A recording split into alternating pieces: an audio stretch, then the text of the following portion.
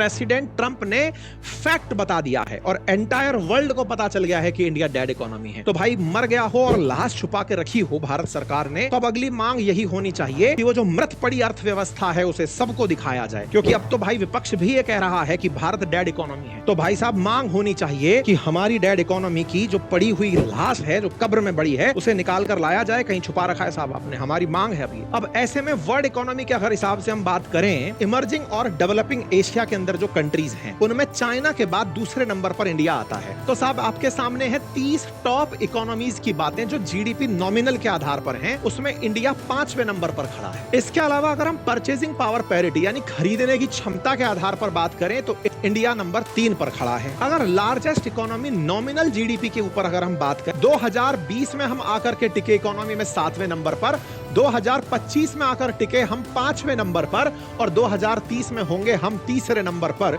यदि इसे भी डेड होना कहते हैं तो कहेंगे कि मुर्दे उठ खड़े हुए हैं। अब और इंटरेस्टिंग बात यह है कि एक तरफ तो ट्रंप डेड इकोनॉमी करार दिए और उधर आईएमएफ ने अनाउंसमेंट कर दिया कि भारत की जीडीपी 6.4% के हिसाब से 2025-26 में ग्रो करेगी।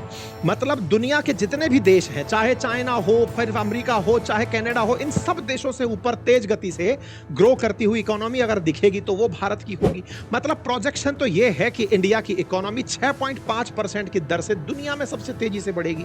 आंकड़े भी हैं, 29 जुलाई का आंकड़ा है कि इंडिया ने चाइना से ज्यादा फोन एक्सपोर्ट कर दिए इस साल।